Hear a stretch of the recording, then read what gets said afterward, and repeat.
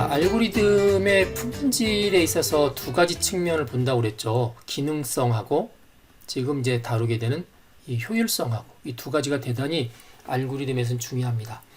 이 알고리즘을 뭐 C라든지 자바로 코딩을 해서 실제로 이제 소프트웨어를 개발하게 되면 이제 그렇게 되면 나머지 품질 유지 보수라든지 이식성이라든지 아니면 뭐 사용성이라든지 뭐 이런 것들이 더 중요한데 이런 것들이 알고리즘 단계에서는 필요하지 않습니다.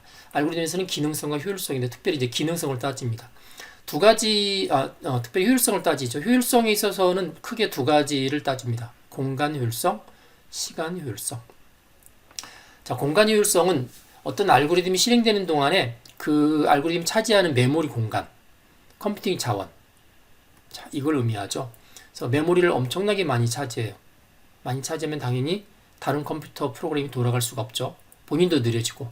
그래서 이제 이 메모리 공간을 얼마만큼 차지하게 할 것인가, 뭐 가급적 적게 차지하는 게 좋겠죠.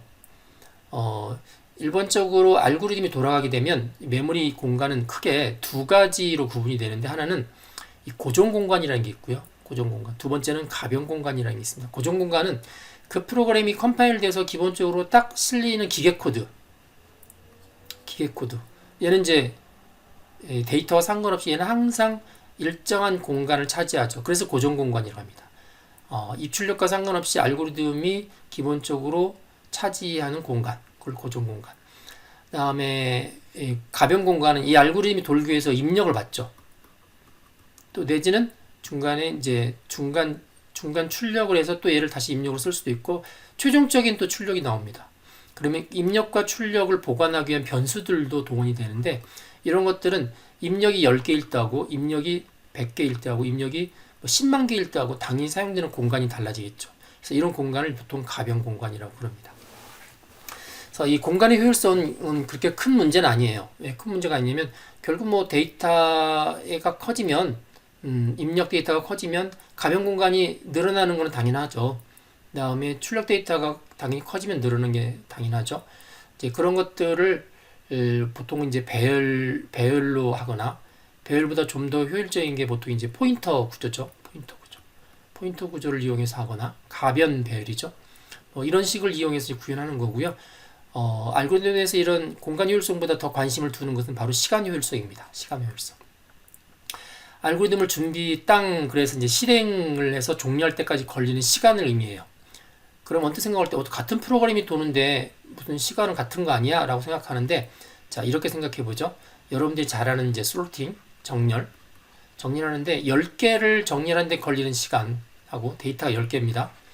데이터를 10억개를 정렬하는데 걸리는 시간이 당연히 달라지겠죠. 당연히 달라지고 여러분들이 기대하는 건 뭘까요? 데이터가 늘어나면 처리 시간이 당연히 달라진다고 생각을 하겠죠. 자, 그래서 이런 이제 시간 효율성이 굉장히 중요한데 이 시간도 지금 앞에 공간 효율성에 보면은 고정 공간, 가변 공간 둘로 나눴던 것처럼 시간도 크게 보면은 이제 이 번역 시간과 실행 시간을 나눕니다. 번역 시간은 여러분들이 알고리즘으로 개발했던 거를 이제 C로 구현하죠. 구현하면 걔를 기계 코드로 컴파일 해야 되죠. 번역합니다. 이 컴파일하는 시간을 번역 시간이라고 그러고요. 번역된 거를 실제 이제 CPU상에 실어서 실행하는 것을 보통 실행 시간이라고 그럽니다. 그렇기 때문에 우리가 시간 효율성 따질 때는 번역 시간보다는 이 실행 시간에 많이 포커싱을 맞춰서 하는 거죠. 그래서 이 실행 시간의 효율성은 여기 앞서 설명했던 것처럼 입력의 개수가 몇 개냐. 입력이 아까 10개인데 이게 10억 개로 늘었죠. 억배가 늘었죠. 억배. 그렇죠? 억배가 늘면 상식적으로 인풋 데이터가 뭐 100배가 늘었다. 그러면 처리 시간이 100배가 나오는 거는 약간 상식적이죠. 그런데 그렇지 않은 경우가 있어요. 입력을 10배를 늘렸더니 처리 시간이 100배가 느려지는 거예요. 내지는 입력을 10배 늘렸더니 처리 시간이 1000배가 느려지는 거예요. 자, 이런 알고리즘은 시간 효율성이 아주 나쁜 알고리즘입니다. 그래서 가급적 데이터가 클수록 성능이 더 떨어지기 때문에 안 쓰려고 하는 거죠. 그래서 이런 실행 시간의 효율성을 나타내는 그 기법 중에서 이제 표기 방법 중에서 빅O라는 기법이 있습니다. 빅O라는 게 O가 크다는 뜻이에요. 빅O 표기법을 사용해서 실행 시간의 효율성을 표기하는데 한번 보도록 합니다. 자, 실행 시간의 효율성 비교를 했죠.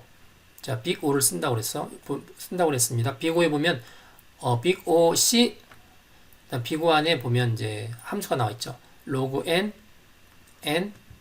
로그 n 제곱 n 3승 n 2의 n승 그다음에 자연상수 2의 n승.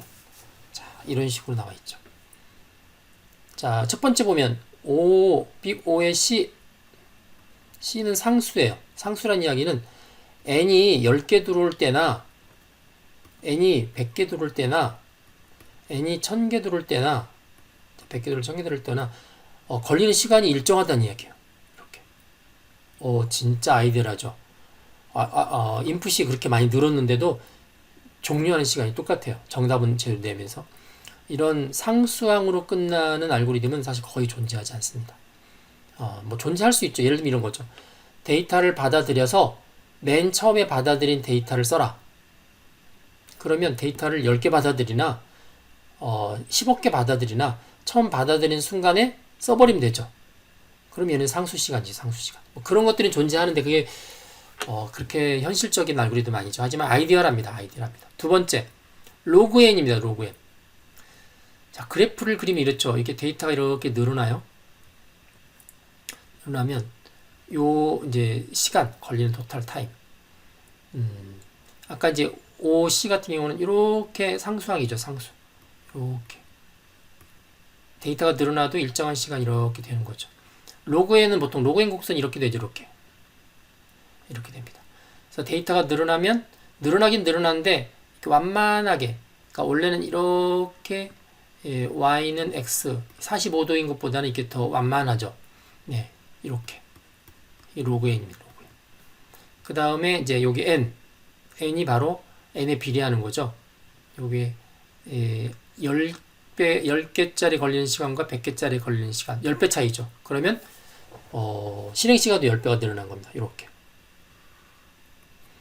그 다음에 n 로그 n은 요거와 요거를 곱한 거죠. 요거를 곱한 형태로 가고, 그 다음에 n제곱 이렇게 포물선을 그리죠.